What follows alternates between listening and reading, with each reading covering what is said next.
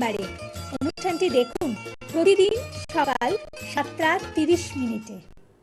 নমস্কার, আমি তাপস নাগ।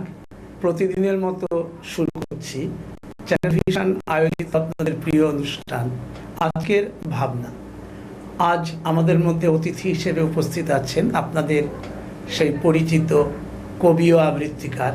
আমি আবৃত্তিকার কথাটা বলছি ঠিকই, কিন্তু উনি মূলত কবি আর আপনাদের পরিচিত। প্রায়ই আপনারা আজকের ভাবনা ওনাকে দেখে থাকেন। আজ আমাদের আমন্ত্রণে উনি আবার এসছেন। আমার বাঁদিকে কবি ও আবৃত্তিকার রত্না পাল। নমস্কার। রত্না পাল দীর্ঘদিন ধরে কবিতা লিখছেন, তার বহু বই বেরিয়েছে, সেটা আপনারা জানেন। বিভিন্ন বইয়ে নানাভাবে ওনার কবিতা ধরা দিয়েছে।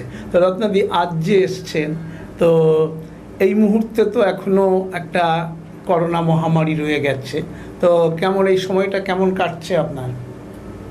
এই সময়টা কাটছে মানে আমার খুব একটা অসুবিধা হচ্ছে না, কিন্তু সে যেখানে যাওয়ার বেরোচ্ছি, ঘরে যখন থাকছি এরকম আর কি। কিন্তু তাতে তো কবিতা লেখার কাজটা ভালোই হচ্ছে। হ্যাঁ, কবিতা ওইসব তো ঘরে বসেই হয়, ওই জন্য অসুবিধা কিছু হচ্ছে না। তা আপনার আজকে কি ধরনের কবিতা শোনাবেন? কি কবিতা শোনাবেন প্রথমে? আমি প্রথমে শোনাবো আমার মাকে নিয়ে। আচ্ছা, মানে আপনার যেটা মাকে নিয়ে আপনার যে একটা স্মৃতি, বিভিন্ন সময় আপনি মানে মাকে নিয়ে বহু বই আপনি লিখেছেন।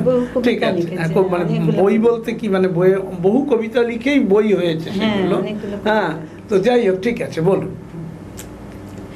মাকে আমি খুঁজছি, ওগো আকাশ ওগো বাতাস, মাকে আমি খুঁজছি। খুঁজে পেলে দেখতে পাবে মাঝে ভারী মিষ্টি, গাইতে জানে নাচতে জানে ঘুঙুর তালে তালে, মনের সুখে গাইতে জানে দোলায় দুলে দুলে। তোমার সাথে সুর মিলিয়ে বাজাবে মা বাঁশি, তোমরা তখন বলবে মাকে আমরা এখন আসি, মনের সুখে বাজাও তুমি বাঁশি। বাহ, এই যে এত সহজ সাবলীলভাবে আপনি লেখেন, অর্থাৎ খুব একটা কঠিন কোনো জায়গায় যান না। এটার কারণটা কি? মানে একদম সহজভাবে মানুষের কাছে পৌঁছানোর এটা, এই প্রবণতাটা আপনি কোন দিক ভেবে নিয়েছেন?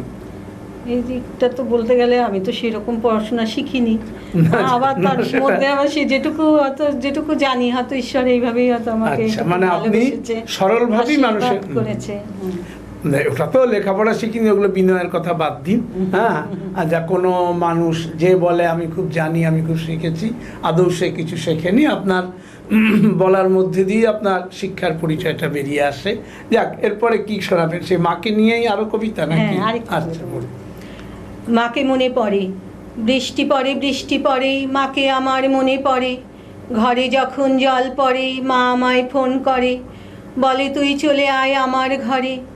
আমি তখন বলি মাকে এখন যাব না, অসুবিধে হলে পরে যাব পরে। এখনও তো বৃষ্টি পড়ে, ফোন আসে না আমার ঘরে, মাকে আমার মনে পড়ে। আচ্ছা, এই যে মাকে নিয়ে কবিতাগুলো সম্পূর্ণ, বইটার নাম কি আপনার বইটার? যে মায়ের আশীর্বাদ। মায়ের আশীর্বাদ। আচ্ছা, মাকে নিয়ে যা যা মনে হয়েছে তাই লিখেছি, শুধু মায়ের কবিতা। আপনি কি মাকে খুব অল্প বয়সেই হারিয়েছেন? না না, আমার তখন বিয়ে হয়ে গেছে, মেয়েরও মেয়ের বিয়ে হয়নি। মা আমার 72 বছর বয়সে আমার মা চলে যান। আচ্ছা আচ্ছা, এছাড়া আজকে আর কি কবিতা আপনি শোনাতে চাইছেন যেগুলো আপনার ভালো লাগে? রত্না পাল অনেক কবিতা লিখেছেন এবং বিভিন্ন প্রকাশনা থেকে তার বিভিন্ন বইও বেরিয়েছে, আপনারা জানেন। রত্না পাল আমাদের আজকের ভাবনায় মাঝে মাঝেই তার কবিতা পড়তে আসেন আমাদের আমন্ত্রণে। আচ্ছা, পরের কবিতা শোনান। কি কবিতা শোনাবেন আগে বলুন? জীবনের গতিপথ। এটা কোন কাব্যগ্রন্থ আপনার? এটা আমার অমর প্রেম। অমর প্রেম, আচ্ছা, অমর প্রেম কাব্যগ্রন্থের কবিতা জীবনের গতিপথ। আচ্ছা, এ জগতে চলছে শুধু আসা যাওয়ার পালা, কেউ করে বন্ধন ছিন্ন, কেউ গাঁথে বন্ধনের মালা। কেউ হয় ডাক্তার, কেউ বা ইঞ্জিনিয়ার, কেউ বা শিক্ষক, কেউ বা শিল্পী অনুসুয়া। রাজার পোশাক পরে কেউ করে শাসন, কেউ বা চেলা হয়ে করে তাদের তোষণ। এদের চাপে পড়ে কারো দম বন্ধ, কেউ হয় অন্ধ। সবার মাঝে কারো জীবন দুঃখে গড়া, জীবন কারো সুখে ভরা। সুখ দুঃখের বসন ছেড়ে পাড়ি দেয় ওপারে, স্মৃতিটুকু শুধু পড়ে থাকে পারে। তার মানে আপনি যেটা বলতে চাইলেন যে দুদিনের আসা যাওয়া, এরই মধ্যে কেউ রাজা কেউ ফকির। আর রবীন্দ্রনাথের কথাতেই পাই যে বানিয়ে তোলা কাপড়ই আমরা কেউ রাজা কেউ ফকির, কিন্তু আমাদের তো নর্মালি তো আমাদের কোনো পরিচয় নেই। সুতরাং এই পৃথিবীতে এসে বানিয়ে তোলা এক একটা সম্পর্কের ওপর বা এক একটা পরিচয়ের উপর আমরা দাঁড়িয়ে থাকি, কিন্তু ভুলে যাই যে এটা আমাদের অস্থায়ী পরিচয়, এটা কিন্তু স্থায়ী পরিচয় নয়, মানে এটা কিন্তু চিরস্থায়ী নয় বিষয়টা। সেটা আপনার কবিতায় ধরা দিয়েছে, ভালো, বেশ সহজভাবেই ধরা দিয়েছে। তো যাই হোক, আমরা এবার কোন কবিতা শুনবো? ঘাস। ঘাস, আচ্ছা, ওই একই কাব্যগ্রন্থ, ওই কাব্য। হ্যাঁ, শিশির ভেজা ঘাসে সকালের রোদ আসে, সোনালি রোদ্দুরে ঝলমল করে, খিলখিল হাসি মিষ্টি সুরে বাজায় বাঁশি। শিশুদের মতো হয়ে ওঠে মন, খেলতে পারতাম যদি ভাবে সারাক্ষণ। দুপুরের রোদে মুখ যায় শুকিয়ে, মুখ ফেলে লুকিয়ে, ঘাস যায় শুকিয়ে। বিকেলের রোদ গেলে সতেজ হয়ে বলে, আবার ভিজবো রাতে শিশিরের জলে। তো আপনি কি সকালবেলা মর্নিং ওয়াকও করেন? মর্নিং ওয়াক করি না, কিন্তু আগে তো আগে গ্রামেই থাকতাম, গ্রামের বলে না মেয়ে গ্রামের বধূ, সেই অবস্থা। আগে তো আমাদের সব ওই পাড়া গাড়ি ছিল, ঘুম থেকে উঠেই তো শিশির, মানে সেগুলো মনের কোথাও একটা নাড়া দিয়ে যেত আর কি, ঘাসে ঘাস ভর্তি হয়ে শিশির। আচ্ছা, সেটার থেকেই আপনার এই কবিতা এসছে। আচ্ছা, এবার কি শুনবো আমরা? রত্না পাল আমাদের মধ্যে আজকে এই সকালে আমাদের অতিথি, এবং আপনারা তার কণ্ঠে যারা কবিতা ভালোবাসেন এবং খুব সহজ স্বাভাবিক ভঙ্গি, কবিতা লেখার মধ্যে কোনো মানে এমন কোনো বিষয় নেই যে কবিতার অর্থ খুঁজতে গিয়ে আপনাকে গভীর থেকে গভীরতর পর্যায়ে চিন্তা ভাবনা করতে হবে, সহজভাবে মনের কথা খুলে বলেছেন। পরের কবিতায় আসি। বন্দি জীবন। চারিদিকে কাঁটাতারের বেড়া, জীবনটা সেখানেতে ঘেরা। পারি না এদিক ওদিক যেতে, কোনো দিকে তাকাতে।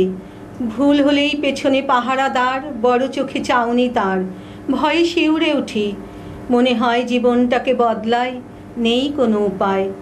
ঘেরা টপকে পালাতে তো পারি, ভয় হয় যদি সামনে থাকে বটগাছের সারি।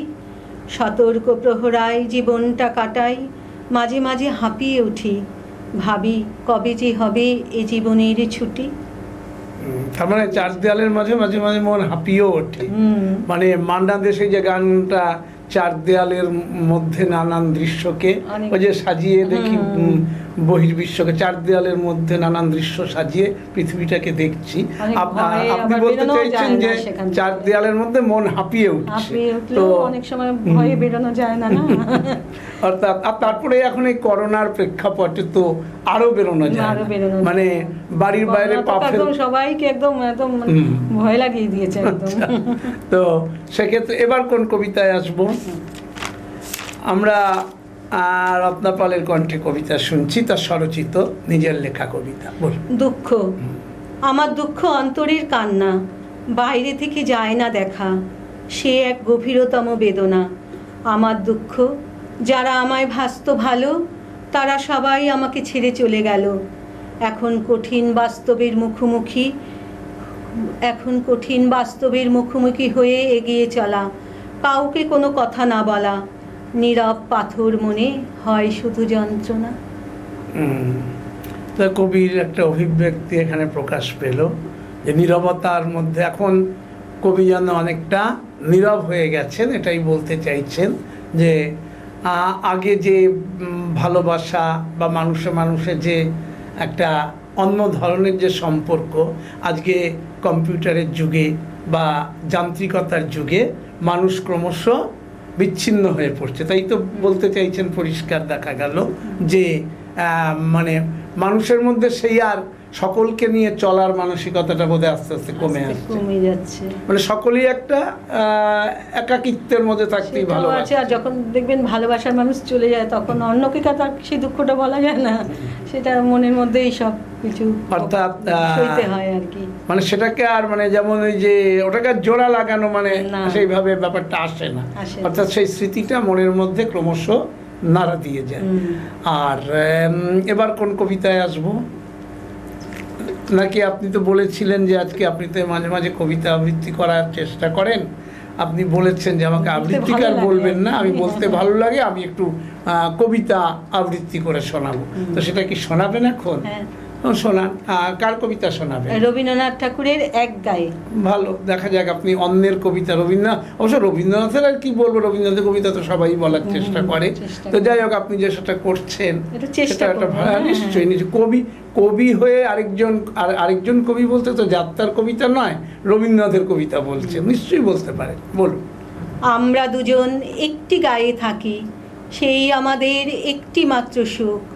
তাদের গাছে গায়ে যে দোয়েল পাখি, তাহার গানে আমার নাচিব। তাদের দুটি পালন করা ভেড়া চড়ে বেড়ায় মোদের বটমূলে। যদি ভাঙে আমার ক্ষেতের বেড়া, কোলের পরে নেই তাহারে তোলে। আমাদের এই গ্রামের নামটি খঞ্জনা, আমাদের এই নদীর নামটি অঞ্জনা।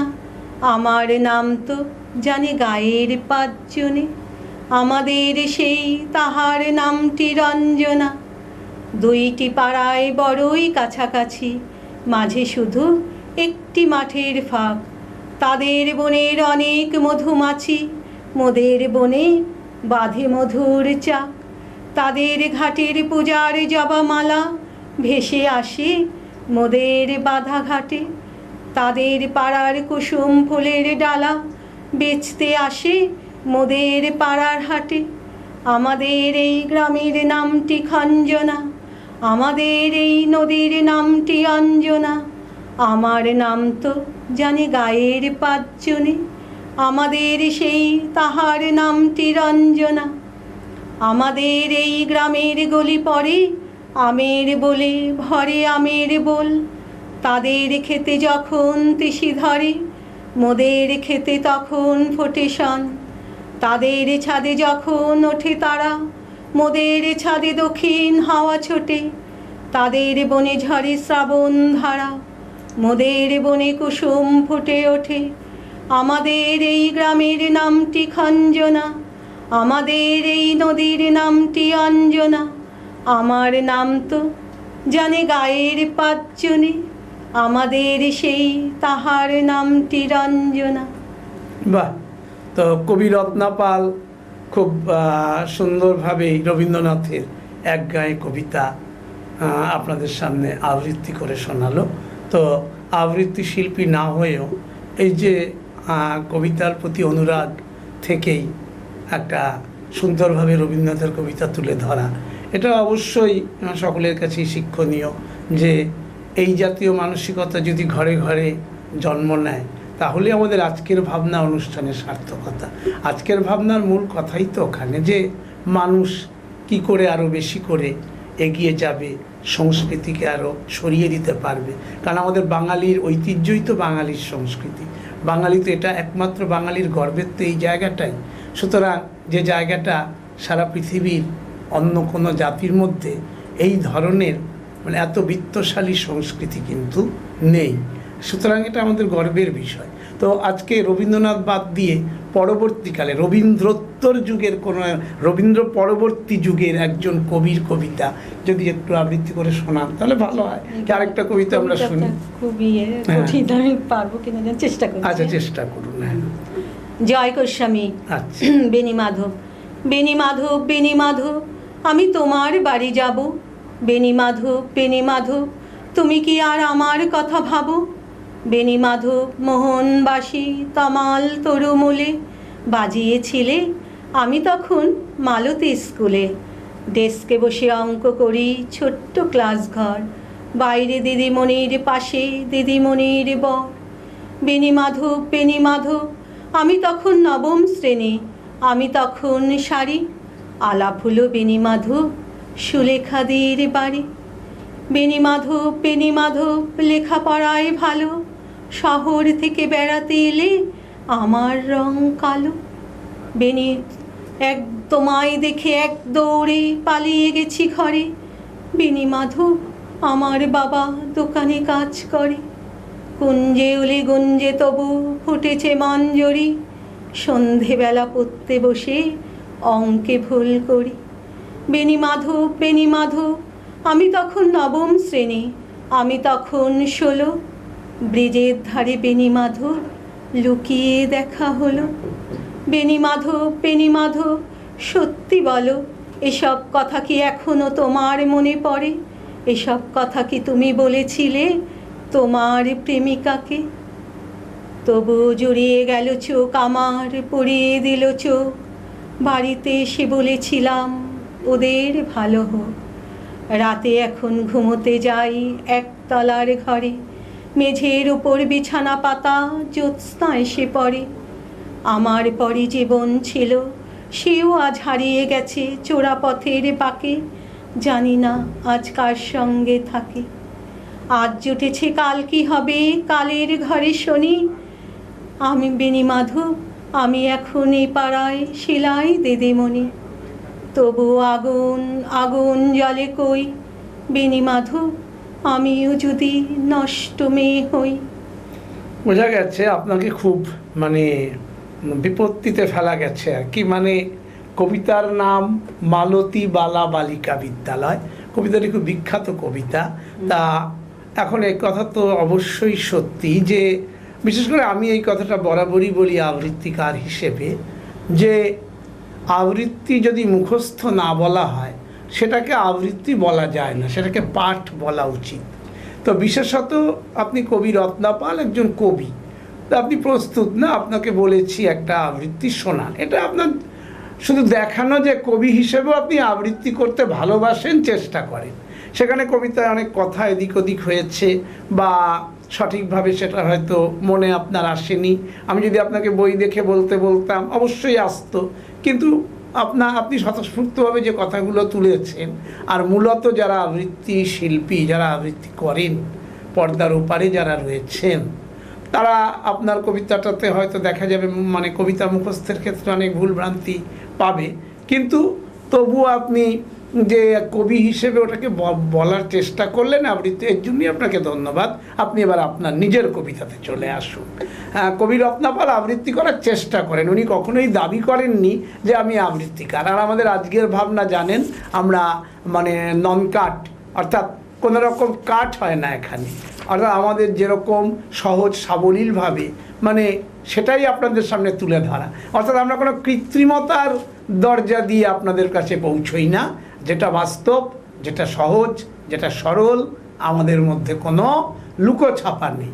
আচ্ছা, রত্নাপালের এবার নিজস্ব কবিতায় আমরা যাব। আবার তার কবি রত্নাপাল হিসেবে তাকে আমরা আমন্ত্রণ জানিয়েছি, অবশ্যই আবৃত্তিকার হিসেবে নয়, কিন্তু তবু উনি শোনালেন। ওনার শুনুন, একজন কবির অন্যের কবিতাও বলার ইচ্ছে হয় অনেক, সেখানে বলতে গেলে তিনি তো আর পাঠ করবেন না, তিনি যেহেতু আবৃত্তি কথাটাকে বলতে চেয়েছেন। সুতরাং আবৃত্তি মানে না দেখে বলা, এটা সকলেই জানেন। আচ্ছা, আমরা আপনার এবার কোন কবিতা শোনাবেন আপনার লেখা? ভাঙামন। আচ্ছা। নদীর ধারে ঘর বেঁধেছি, অনেক আলোতে ঘর সাজিয়েছি, নিজেও অনেক সেজেছি, ময়ূরপঙ্খী সাজিয়ে আসবে বলে তুমি। রাত জেগে বসে আছি, কত রাত এলো গেল, কত ময়ূরপঙ্খী এলো গেল, শুধু আসলে না তুমি। মনের আলো নিভে গেল, শুধু ঘরে জ্বলছে অনেক আলো। তারপরে সেই দ্বীপ ছিল, শিখা ছিল, শুধু তুমি ছিলে না বলে আলো জ্বললো না। তো যাই হোক, ভালো। এরপর কি মানে আজকে কি এই কাব্যগ্রন্থ থেকেই বেশি কবিতা শুনবো? আচ্ছা, পরে কোন কবিতা শুনবো এবার? নির্মহল। আচ্ছা। নীল নদের মাঝে রাজার ছিল এক রাজবাড়ি, নাম ছিল তার নির্মহল। চারিদিকে প্রহরী নিশান, মাঝে ছিল নাচমহল। রোজ রাতে বসত আসর, নামজাদা নর্তকীরা করত নাচ গান। খোশ মেজাজে রাজা করত সুরাপান। সবার উপরে অন্দরমহলে থাকত রানী, করত ছটপট। জীবন ছিল তার বন্দি খাঁচার পাখি, অনেক নিরালায় বুঝত না তার দুটি আখি। আজকে সেই রাজবাড়ি, নেই রাজা নেই রানী, সব শূন্য মহল। আছে শুধু পর্যটকদের দেখার কৌতূহল। রাজার সেই রাজবাড়ি, নাম ছিল তার নির্মহল। তো এই যে কবিতাটি আপনি লিখেছেন, আজ সেই রাজাও নেই, রানীও নেই, কিন্তু সেই সত্যিকারের রাজবাড়িতে গিয়েই আমি এই কবিতাটা লিখেছেন। কিন্তু দেখা যাচ্ছে আপনার কবিতায়, আপনার লেখনীর মধ্যে উঠে এসেছে রানীরা উপেক্ষিতা। তো সিনেমা গল্পতেও দেখেছি। তা এখনকার যে নারীরা বর্তমানের, তারাও কি এরকম আগেকার মতো উপেক্ষিতা? না না, উপেক্ষিতা না, বেশিরভাগই খুব স্বাধীন। এখন মানে ব্যাপারটা কি, আপনি কি বলতে চাইছেন যে এখন রানীরাই, এখন আর রানীরা কখনো মানে সেই ধরনের মানে মহিলারা কখনো পুরুষদের কাছে বেশিরভাগটাই নারী খুব স্বাধীন এখন খুবই স্বাধীন, যার জন্য বোধহয় পীড়িত পুরুষ প্রতি পরিষদ গড়ে উঠেছে না সেরকম? আচ্ছা, ঠিক আছে, আপনি পরের কোন কবিতায় যাবেন? শোনা। আমরা কবি রত্নাপালকে আজকের ভাবনায় আজকে আমন্ত্রণ জানিয়েছি, এবং কবি রত্নাপাল সহজ সরলভাবে নানান বিষয়ে তার কবিতা এনেছেন। আচ্ছা, পরের কবিতা। হারিয়ে গেল সখা, এই তো ছিলে, কোথায় গেলে? খুঁজতে গিয়ে বেরিয়ে পড়ি সকালবেলা শিশির ভেজা ঘাসে। শিশিরকে যখন জিজ্ঞেস করি তোমার কথা, শিশির বলে কই আসেনি তো তোমার সখা। আবার আমি এগিয়ে চলি, রোদ আসে আমার কাছে। রোদকে যখন জিজ্ঞেস করি তোমার কথা, রোদ বলে কই আসেনি তো তোমার সখা। আবার আমি এগিয়ে চলি, হয়ে যায় বিকেল বেলা। ঝিরি ঝিরি বাতাস বয়, বাতাসকে যখন জিজ্ঞেস করি তোমার কথা, বাতাস বলে কই আসেনি তো তোমার সখা। আবার আমি এগিয়ে চলি, আধার আসে নেমে। আকাশ পানে চেয়ে তারাদের যখন জিজ্ঞেস করি তোমার কথা, তারারা বলে কই আসেনি তো তোমার সখা। মন ভরা দুঃখ নিয়ে ঘরে আসি ফিরে, ঘরে এসে দেখি ঘরেও নেই তুমি। মন তখন অনেক জোরে কেঁদে ওঠে, মন তখন মনকে বলে এই তো ছিলে, তবে তুমি কোথায় গেলে। তা বেশিরভাগ ক্ষেত্রেই আপনার কবিতায় যেটা দেখা যায়, মানে দুঃখটাই যেন আপনার অন্তরকে ছুঁয়ে আছে। তো মন তো না, তার মানে কবিরা কি বেশিরভাগ ক্ষেত্রেই মানে দুঃখই কি তাদের কবিতার জন্ম দেয়? মানে যে জিনিসটা আমরা দেখি, যদিও একটা কথা সবসময় বলা যায় যে দুঃখটা মানে সুখ দুঃখ যখন আমরা কথাটা বলি, এগুলো অনেকটা ঠিক মানে খুব সাধারণভাবে ব্যবহৃত হয়। কিন্তু যখন আমরা আনন্দ বলি, যেমন সুখের বদলে যখন আনন্দকে বলি, সেটা যেমন একটা বড় বিষয় নিয়ে ধরা দেয়। কিন্তু পৃথিবীতে যেমন দুঃখ তো মানুষের নানান ধরনের দুঃখ আছে, কিন্তু কোথায় যেন দেখা যাচ্ছে এই যে আপনার এই যে কবিতাগুলো যখন আপনি লিখছেন, বেশিরভাগটাই কি অল্প বয়সে লেখা না পরবর্তীকালে? না না, বয়সকালেই। মানে আমার মা যখন বললাম না চলে গেছে, তখনই 2006 আর কি। আচ্ছা আচ্ছা, মানে 6 সালে, মানে 2006 পর থেকে আপনার দুঃখটা বেশি করে এসেছে। তার আগে আমি চলে গেছে, তখন আরো দুঃখ, এখন আরো দুঃখ। আচ্ছা, তার মানে এই দুঃখ, তবুও দুঃখের মধ্যে আপনি হাসতেও পারেন, এটাও আপনার অবশ্যই কবি হিসেবে একটা, যার জন্য আপনি লিখতেও পারেন এবং লেখা দিয়েই আপনি মনটাকে ভরিয়ে রাখতে পারেন বা বিভিন্নভাবে। পরের কবিতায় আসুন। সাজানো ফুলের বাগান, একলা তুমি চলে গিয়ে চলতে চলতে পথ শেখালে।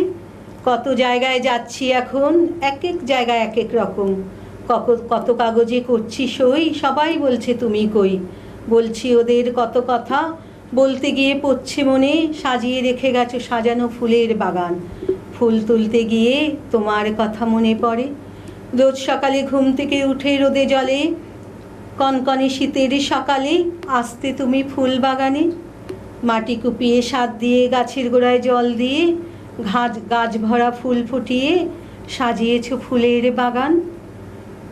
রেখে গেছো সাজানো ফুলের বাগান, তাই ফুল তুলতে গিয়ে শুধু তোমার কথাই মনে পড়ে। আর কি অন্য কাব্য থেকে কিছু শোনাবেন না আজকে এই পর্যন্তই থাকবে?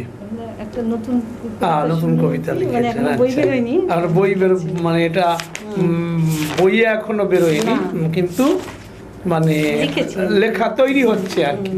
মানে রত্নাপালের পরবর্তী কাব্যগ্রন্থ সব তৈরি হচ্ছে এক এক করে, মানে আরও বহু কিছু আসবে এবং আরও বহু কিছু আপনাদের জন্য অপেক্ষা করে আছে। আগামী দিনে আরও পরিণত রত্নাপালকে আপনারা পাবেন, এটা আশা করতেই পারেন।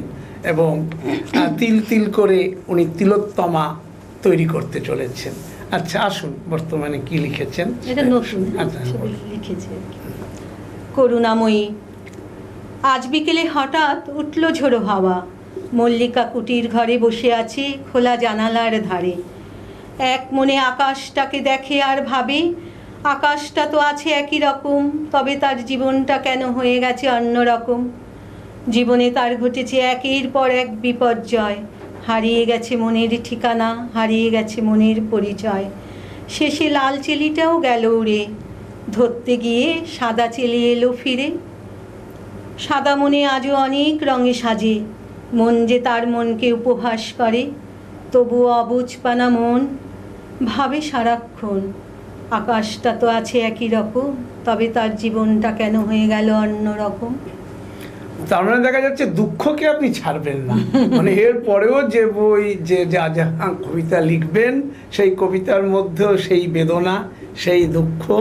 আচ্ছা, তবু যাই হোক, নিশ্চয়ই অন্য কবিতাও আছে, সে যতক্ষণ আমরা আপনার বই যতক্ষণ প্রকাশনা সংস্থা থেকে না বেরিয়ে আসছে ততক্ষণ তো বলতে পারবো না, না বই হাতে না পাওয়া পর্যন্ত। তবে একটা কথা বলি যে এই যে কবিতা লেখার পাশাপাশি আপনি আর কি কি কাজ ভালোবাসেন?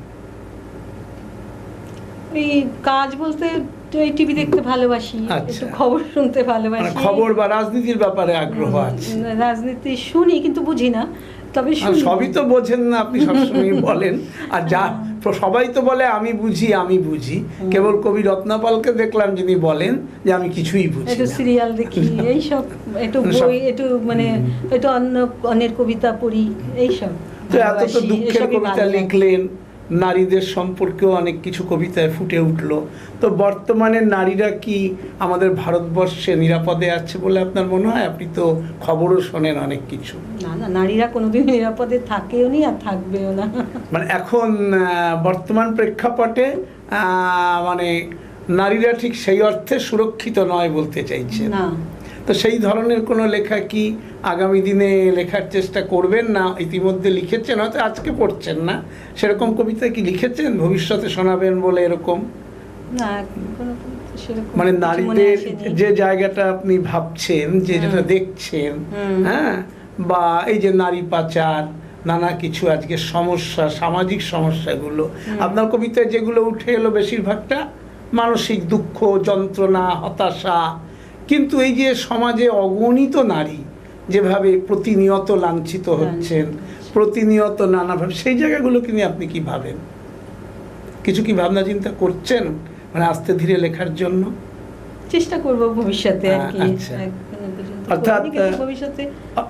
অর্থাৎ শুধু ব্যক্তিগত সুখ দুঃখ ভালোবাসা নয়, আগামী দিনে রত্নাপাল বলতে চাইছে তার লেখা থেকে সেগুলো বেরিয়ে আসবে, সামাজিক যে ব্যাপারগুলো। যখন কারো মুখে কিছু কথা হয়তো শুনলাম, বা এই খবরে তো অগণিত শুনছেন, হ্যাঁ, খবরে, সিরিয়ালে অনেক কিছু নিয়েই আর কি।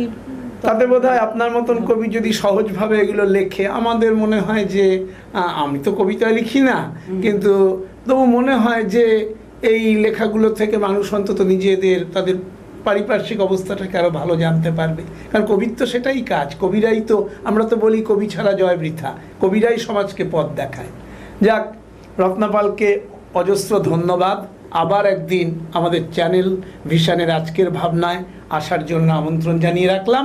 আর আজ আমি তাপস নাগ রত্নাপালকে সঙ্গে নিয়ে আজকের মতো আজকের ভাবনা থেকে আপনাদের কাছ থেকে বিদায় নিচ্ছি। তবে যাবার আগে সেই কথাই বলে যাচ্ছি, আগামীকাল ঠিক সকাল 7:30 আবার দেখতে ভুলবেন না চ্যানেল ভিশন আয়োজিত আপনাদের প্রিয় অনুষ্ঠান আজকের ভাবনা। নমস্কার। চ্যানেল ভিশন আয়োজিত গান, কবিতা, সাহিত্য ও আড্ডার এক অভিনব অনুষ্ঠান আজকের ভাবনা। অনুষ্ঠানে উপস্থিত থাকবেন বিশিষ্ট আবৃত্তিকার তাপস নাগ। অংশগ্রহণের জন্য যোগাযোগ করুন স্ক্রিনে দেওয়া নাম্বারে। অনুষ্ঠানটি দেখুন প্রতিদিন সকাল 7:30।